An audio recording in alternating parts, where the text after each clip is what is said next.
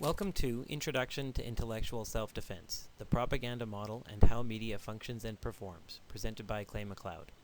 This is a summary of many of the ideas that will be presented in the first session of Revealing Diversity Through Critical Consciousness, a seminar at the 2013 Summer Institute in Education at UBC's Okanagan campus. Do you want to know what it is? The Matrix is everywhere. It is all around us. Even now, in this very room. You can see it when you look out your window or when you turn on your television. You can feel it when you go to work, when you go to church, when you pay your taxes. It is the world that has been pulled over your eyes to blind you from the truth. What truth? That you are a slave, Neo. Like everyone else, you were born into bondage, born into a prison that you cannot smell or taste or touch. A prison for your mind.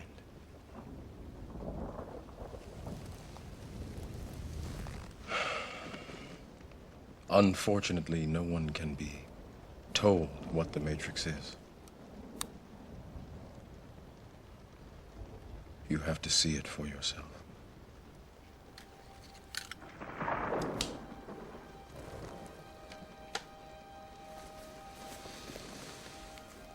This is your last chance. After this, there is no turning back. You take the blue pill, the story ends.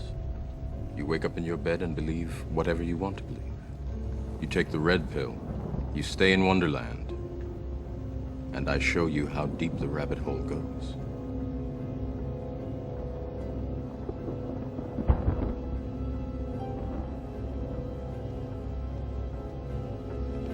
Remember, all I'm offering is the truth, nothing more.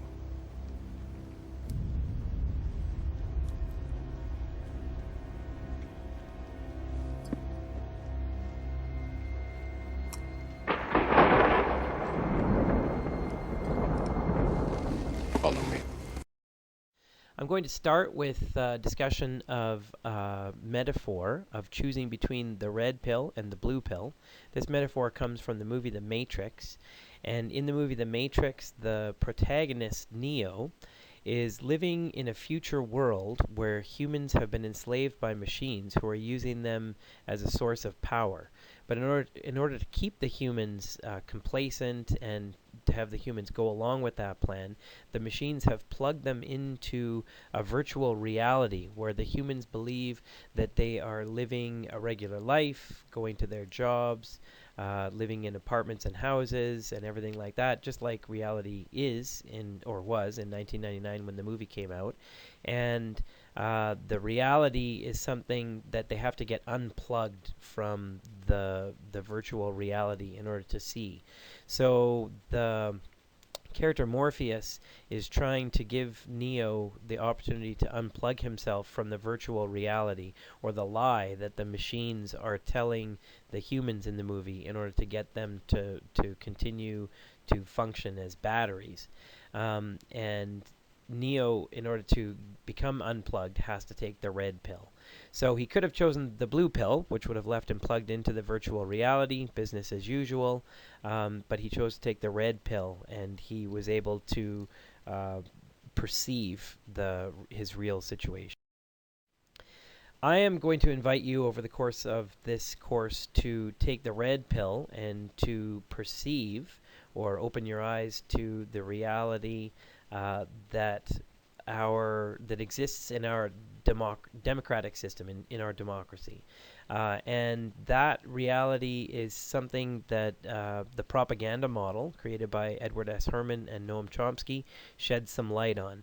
One of the main ideas is that in democracy we aren't really as free as we think we are, because the messages in mainstream or mass media indoctrinate us to believe certain things that we might otherwise not believe. From Washington, D.C., he's intellectual, author, and linguist, Professor Noam Chomsky. Manufacturing consent. What is that title meant to describe? Well, the title is actually borrowed from a book by Walter Lippmann, written back around 1921, in which he described what he called the manufacture of consent as a revolution in the practice of democracy. What it amounts to is a technique of control. And he said this was useful and necessary because the common interests, the general concerns of all people, elude the public. The public just isn't up to dealing with them, and they have to be the domain of what he called a specialized class. Notice that that's the opposite of the standard view about democracy. There's a version of this expressed by the highly respected moralist and theologian Reinhold Niebuhr, who was very influential on contemporary policymakers. His view was that rationality belongs to the cool observer, but because of the stupidity of the average man, he follows not reason but faith. And this naive faith requires necessary illusion and emotionally potent oversimplifications, which are provided by the myth maker to keep the ordinary person on course.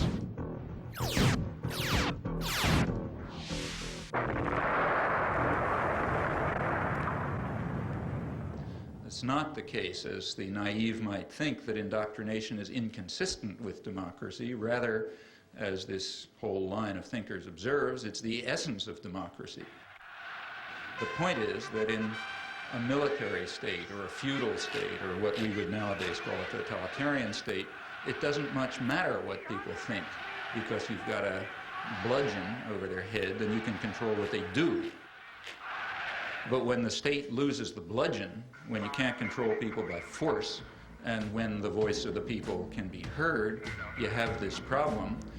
It may make people so curious and so arrogant that they don't have the humility to submit to a civil rule, and therefore you have to control what people think. And the standard way to do this is to resort to what in more honest days used to be called propaganda, manufacture of consent, creation of necessary illusions, various ways of either marginalizing the general public or reducing them to apathy in some fashion. So their model is presented in the book called Manufacturing Consent, The Political Economy of the Mass Media. And they describe this model in order to try and explain why the media performs and functions the way that it does. So this is Edward S. Herman on the left and Noam Chomsky on the right.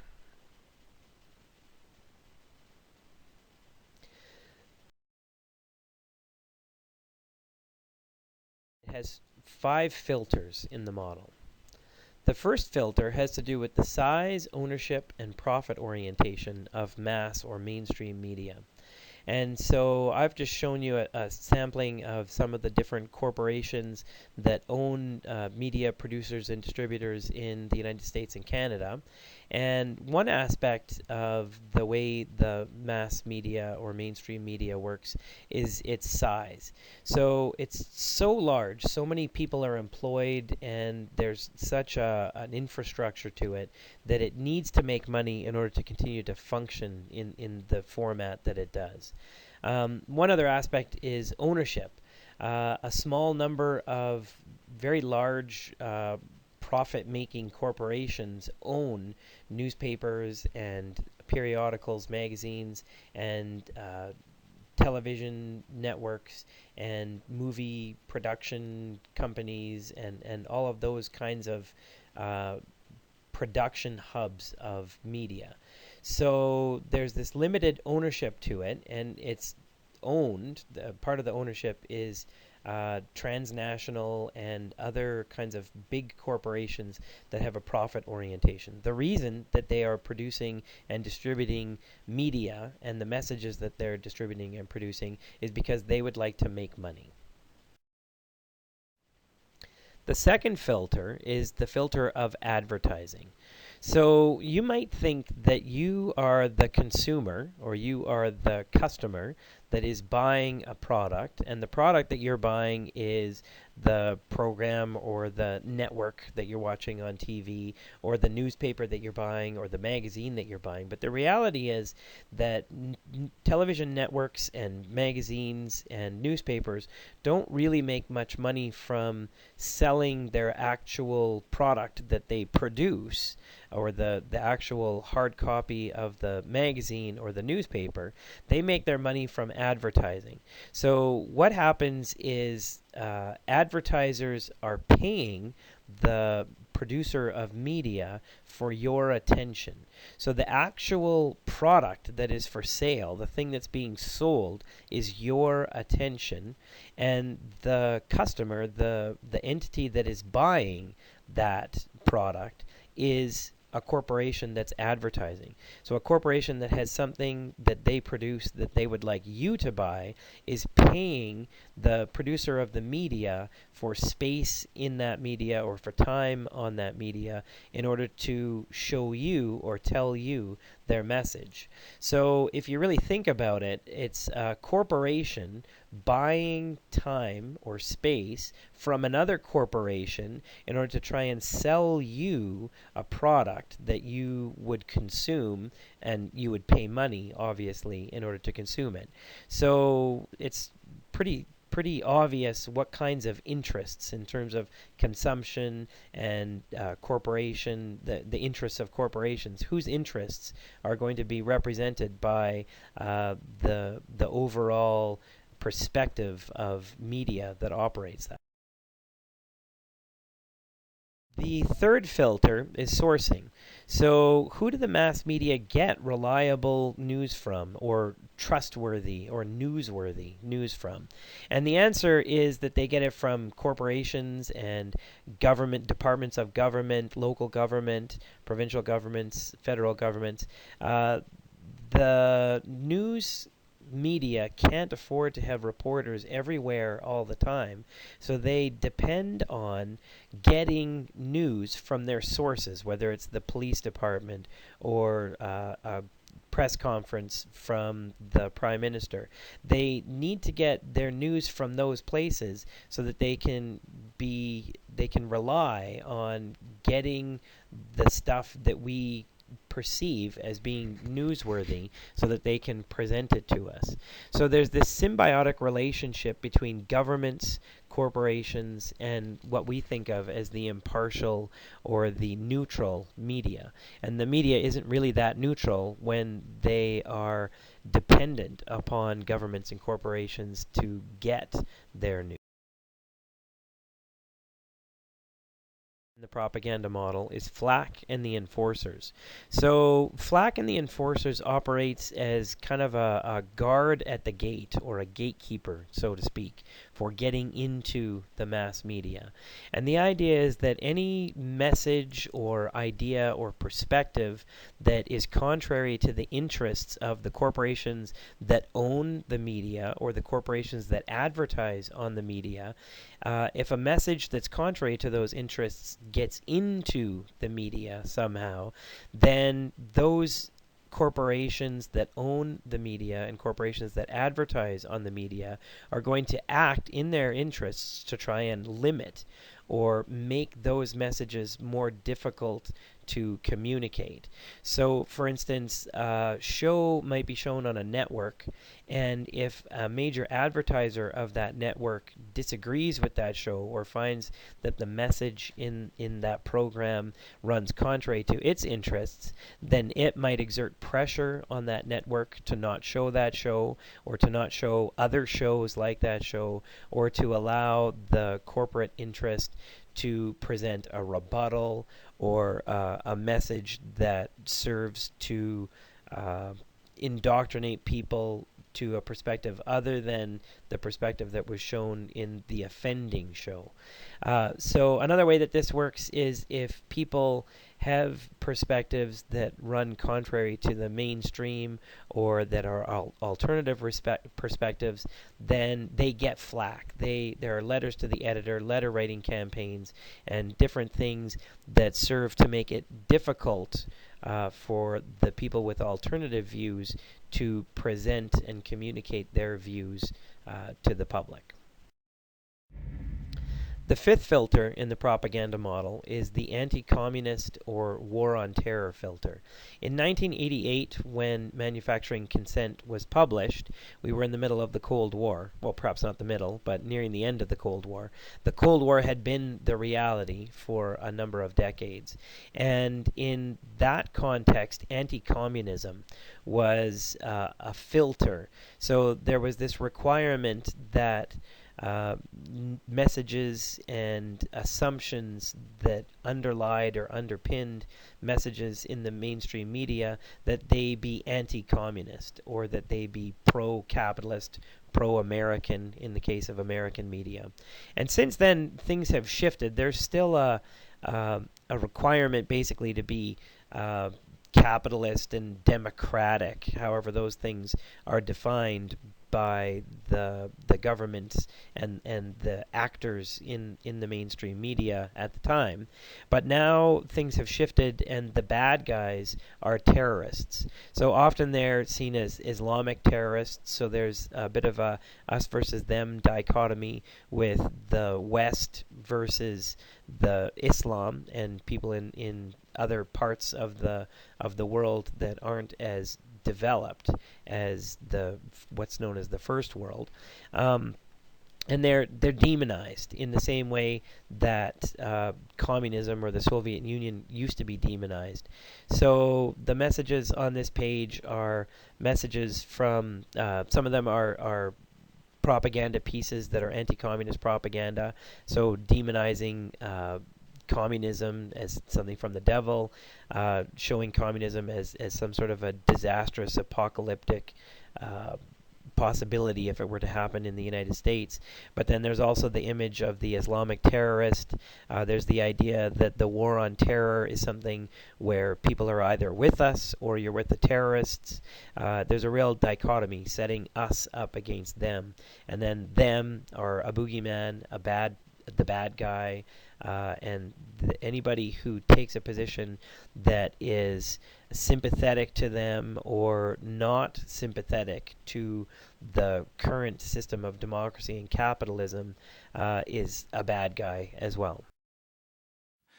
You write in Manufacturing Consent that it's the primary function of the mass media in the United States to mobilize public support for the special interests that dominate the government and the private sector. What are those interests? Well, if you want to understand the way any society works, ours or any other, the first place to look is who is in a position to make the decisions that determine the way the society functions. Societies differ, but in ours, the major decisions over what happens in the society, decisions over investment and production and distribution and so on, are in the hands of a relatively concentrated network of major corporations and conglomerates and investment firms and so on.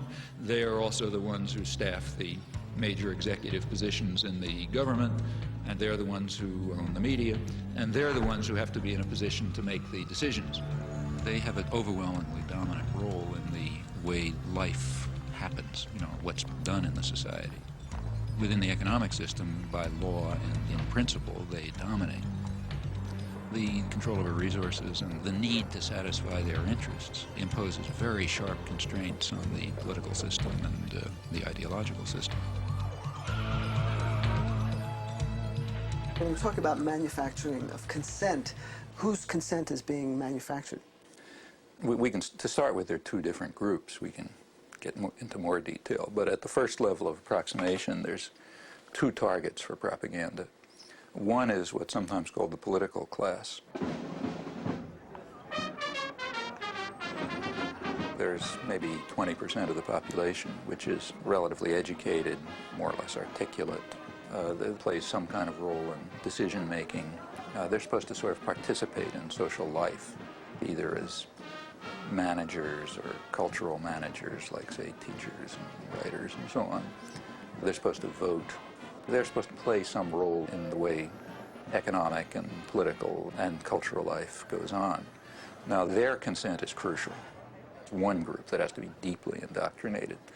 Then there's maybe 80% of the population whose main function is to follow orders and not to think, and not to pay attention to anything. And they're the ones who usually pay the costs. All right, Professor Chomsky, you outlined a model with filters that propaganda is sent through. That's way to the public. Can you briefly outline those? It's basically an institutional analysis of the major media, what we call a propaganda model. We're talking primarily about the national media, those media that sort of set a general agenda that others more or less adhere to the extent that they even pay much attention to national or international affairs. Now, the elite media are the sort of the agenda-setting media. That means the New York Times, the Washington Post, the major television channels, and so on. They set the general framework. Local media more or less adapt to their structure. World News. It's a soundbite that says that there's a beachhead. I think 628 is a good one. Yeah, but I think 6 would start.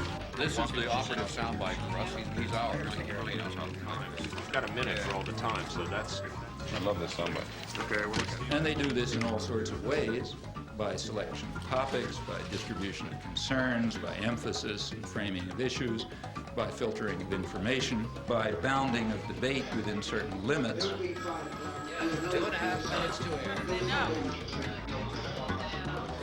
45 seconds.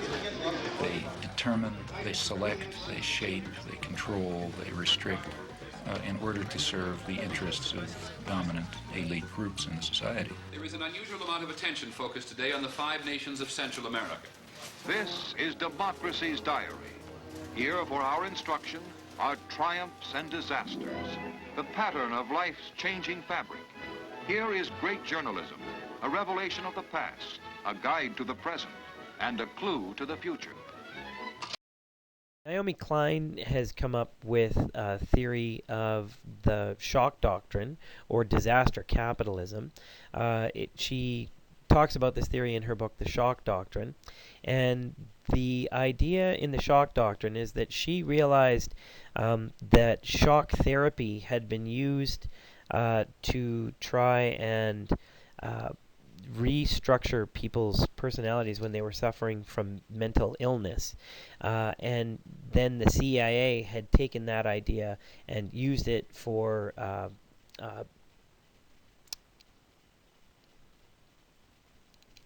the CIA had taken that idea and used it for torture. So they would shock people to put them into a situation where they were open to suggestion and they were easily manipulated by their torturers.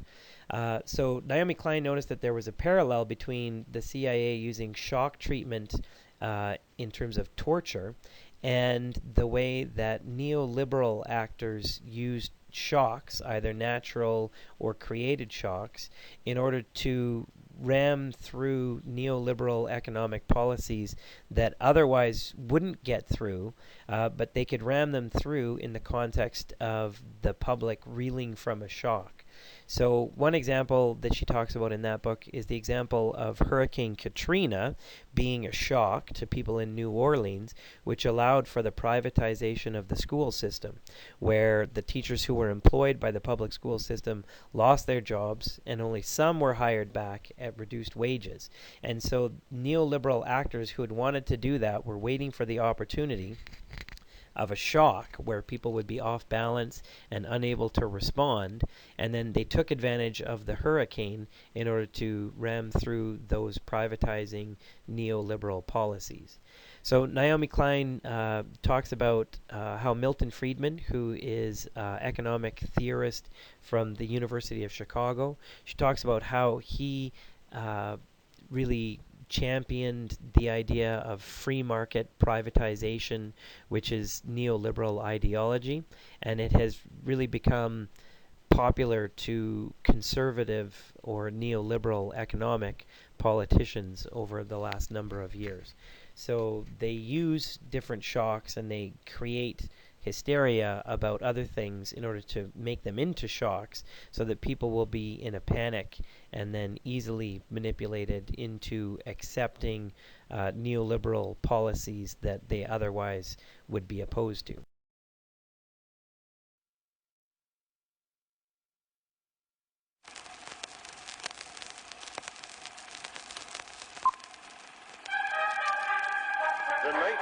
1940s have been a decade of breakthroughs and developments in medicine and psychiatry. Scientists have developed a new technology to cure mentally ill adults.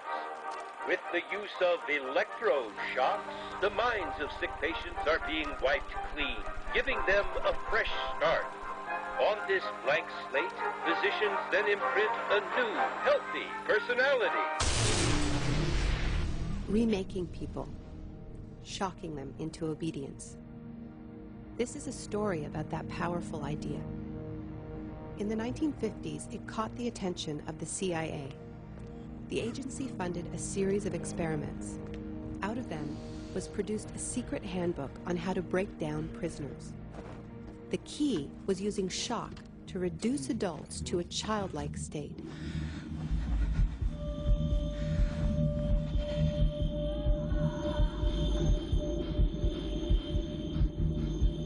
It's a fundamental hypothesis of this handbook that these techniques are in essence methods of inducing regression of the personality. There is an interval, which may be extremely brief, of suspended animation, a kind of psychological shock or paralysis. Experienced interrogators recognize this effect when it appears, and know that at this moment the source is far more open to suggestion, far likelier to comply than he was just before he experienced the shock.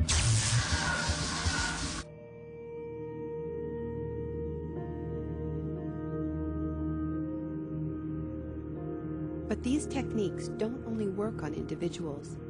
They can work on whole societies. A collective trauma, a war, a coup, a natural disaster, a terrorist attack puts us all into a state of shock. And in the aftermath, like the prisoner in the interrogation chamber, we too become childlike, more inclined to follow leaders who claim to protect us. One person who understood this phenomenon early on was the most famous economist of our era, Milton Friedman. Friedman believed in a radical vision of society in which profit and the market drive every aspect of life, from schools to healthcare, even the army. He called for abolishing all trade protections, deregulating all prices, and eviscerating government services. These ideas have always been tremendously unpopular, and understandably so. They cause waves of unemployment, send prices soaring, and make life more precarious for millions. Unable to advance their agenda democratically, Friedman and his disciples were drawn to the power of shock. The subject should be rudely awakened and immediately blindfolded and handcuffed. When arrested at this time, most subjects experience intense feelings of shock, insecurity, and psychological stress. The idea is to prevent the subject from relaxing and recovering from shock.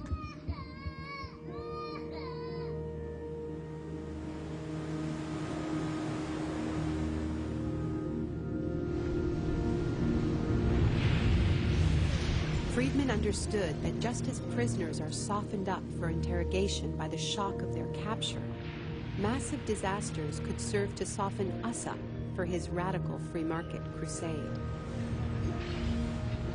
He advised politicians that immediately after a crisis, they should push through all the painful policies at once before people could regain their footing.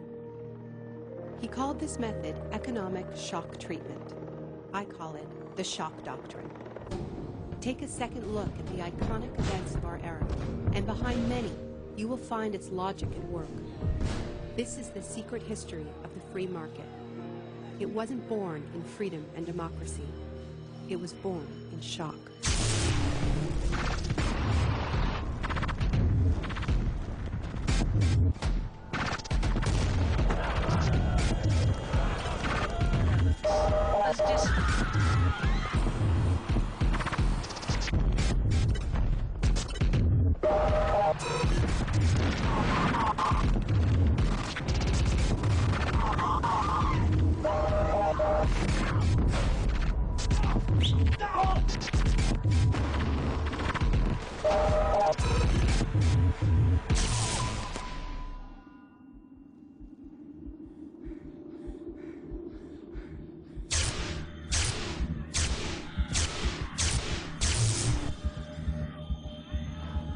Isolation, both physical and psychological, must be maintained from the moment of apprehension.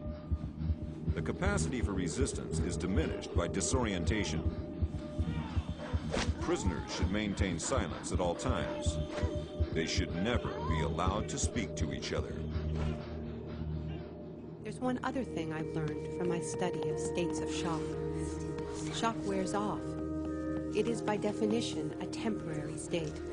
And the best way to stay oriented, to resist shock, is to know what is happening to you and why.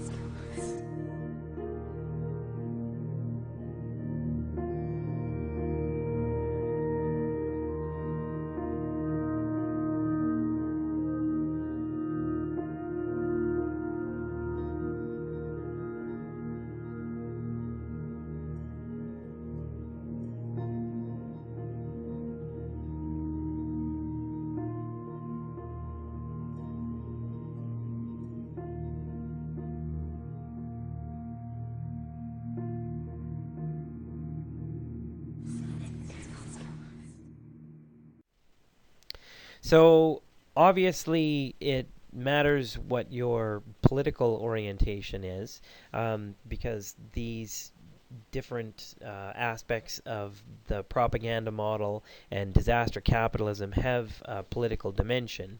So it is important to discuss what I mean by these various different political orientations.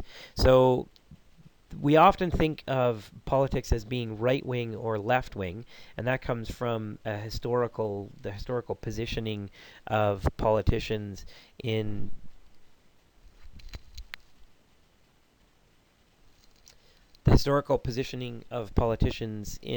the French lawmaking body. So the ones who sat on the left were what we call left-wing now, and the ones who sat on the right were what we call right-wing now. But there's more to politics than just your economic right-wing and left-wing. So I prefer to think of politics as having two axes or two variabilities, and then if you put them perpendicular to each other, you get a two-dimensional model where there are four quadrants. And so along the horizontal axis, there's the left to right spectrum that we often think of in terms of the economic scale. And then vertically, up and down, there's the authoritarian to libertarian spectrum, and then depending on where you are economically and where you are in terms of the social scale, you are in either one quadrant or one of the other three quadrants.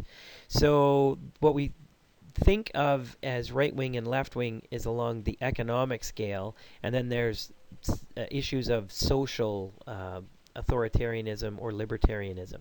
So for instance, you could be left-wing in terms of economics, thinking that property should be shared and a certain collective value to the way that things should be looked at.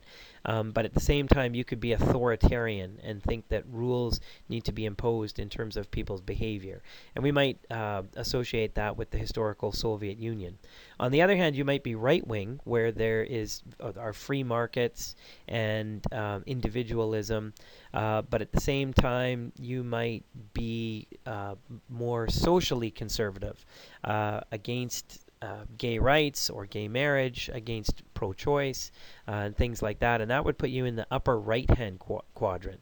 So you're free in terms of your idea of free market and individualism in terms of economics, but you are not as free thinking in terms of social issues.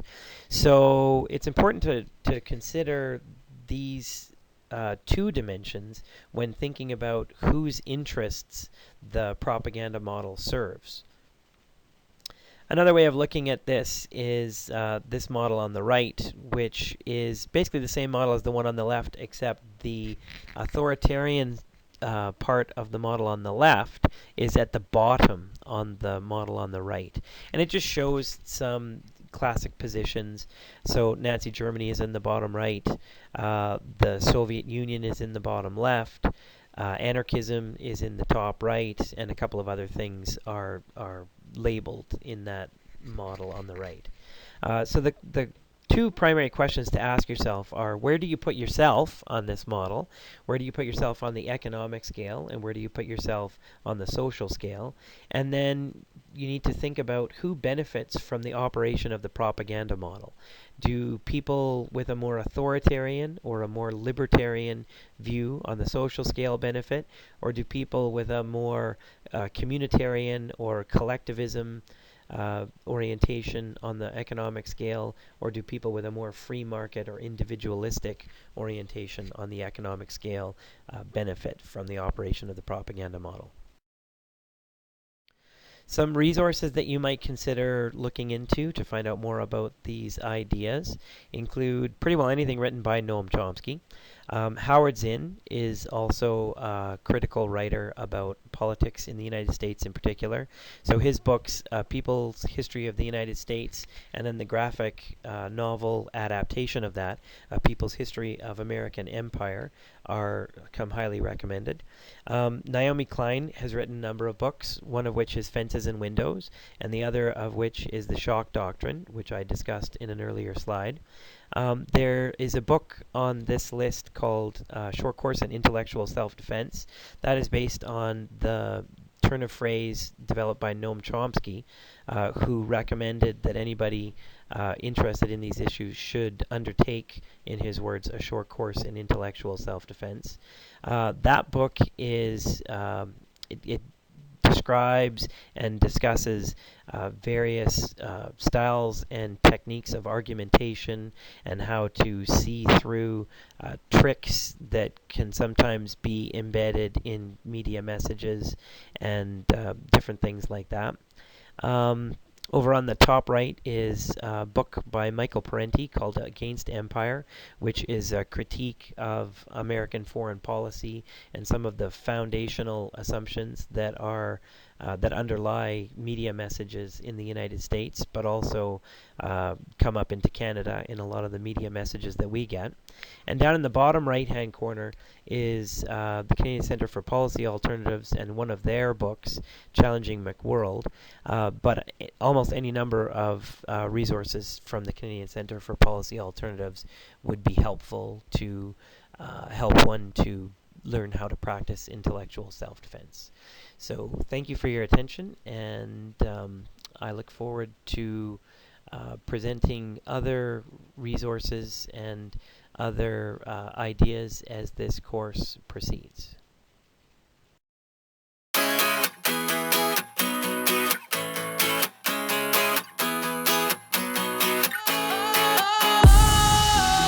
Sometimes I get a good feeling, yeah.